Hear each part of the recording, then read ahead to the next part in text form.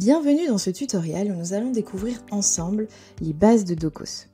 Si vous débutez sur Docos et que vous voulez rapidement comprendre comment naviguer, gérer vos documents, personnaliser votre espace, vous êtes au bon endroit.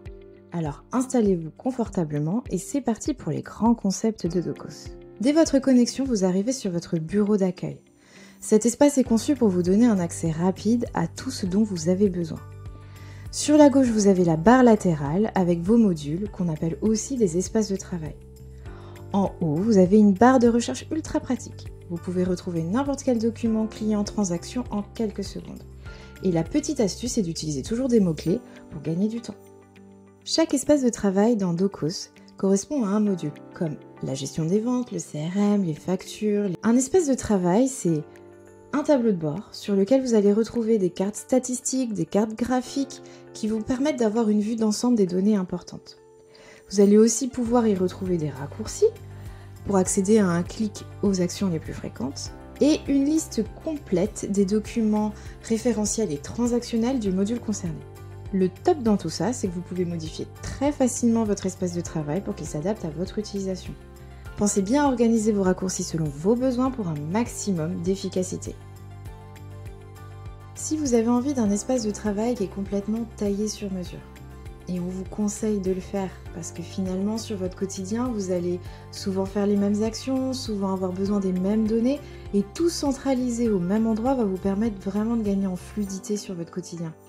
Vous avez deux possibilités. Soit vous créez un tableau, mais qui est en fait un espace de travail personnalisé qui a été pris d'une page blanche. Vous créez votre espace de travail, par exemple on va l'appeler test, et là, petit à petit, on va rajouter par exemple un graphique, mon compte de résultats, c'est important, je vais le voir tous les jours, et je construis brique par brique, petit à petit, que je modifie au fil de l'eau, au fil de la vie avec Docos, pour l'adapter au mieux sur mon quotidien. Donc ça, c'est une des possibilités.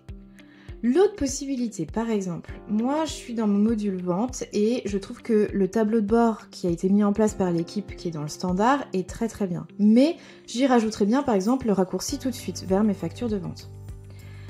Pour ce faire, c'est possible. Pour ce faire, il y a la possibilité de modifier et de modifier directement le standard. Ça par contre, je vous le recommande pas du tout.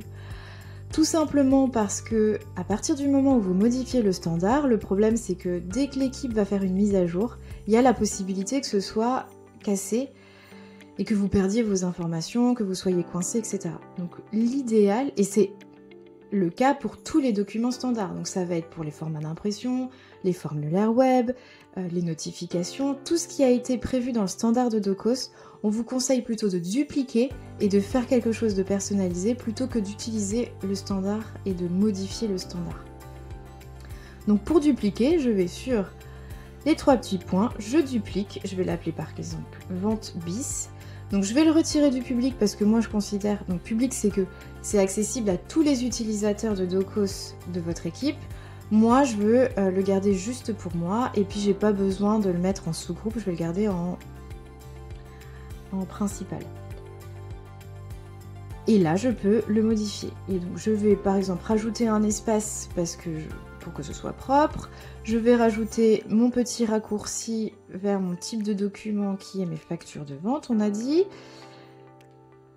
Voilà, je le rajoute. Et puis bah tiens, je vais enlever le total commandé. Hop, je le supprime et puis j'enregistre. Et là, je me suis fait mon tableau de bord. Très simplement, très rapidement, je me suis fait mon espace de travail personnalisé.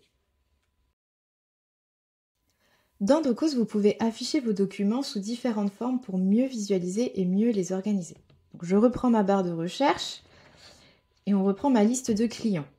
Donc là, vous avez la vue en liste. Elle permet d'avoir un aperçu rapide avec des statuts visibles immédiatement.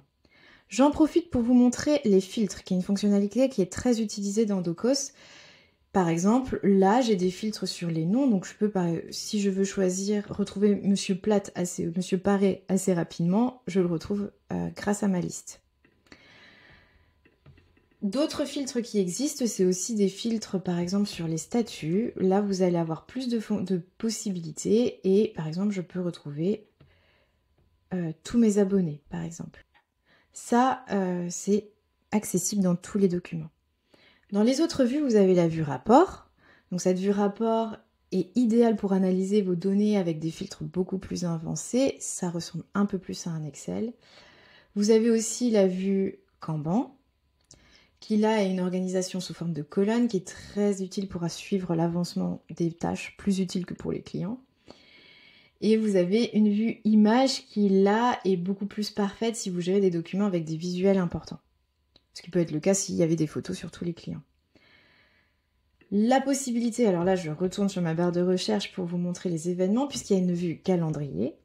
Et sur cette vue calendrier, il y a aussi une vue planification. Par exemple, ce qui est très intéressante pour planifier et suivre des événements facilement. Par exemple là, on voit que Agnès et Alfred ont tous les deux la tâche des mardis du MapMonde du 25 février. Dernière notion avant de conclure est celle d'utilisateur. Et c'est une notion qui est importante sur Docos. Pourquoi ? Parce qu'un utilisateur, c'est vraiment une personne qui va utiliser Docos. Donc ça peut être un responsable administratif, un responsable système, un comptable, un expert comptable, un client, à travers le portail client. Donc c'est vraiment un utilisateur, il utilise Docos. C'est à différencier du contact. Le contact, c'est comme un contact téléphonique. Ça va être c'est par exemple un prospect.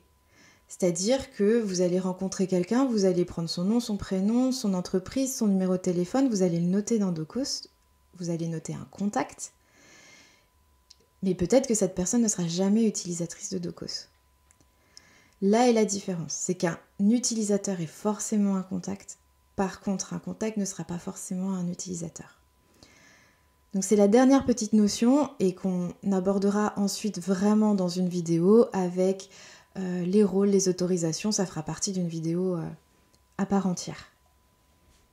Maintenant, toutes les clés en main pour bien démarrer sur Docos.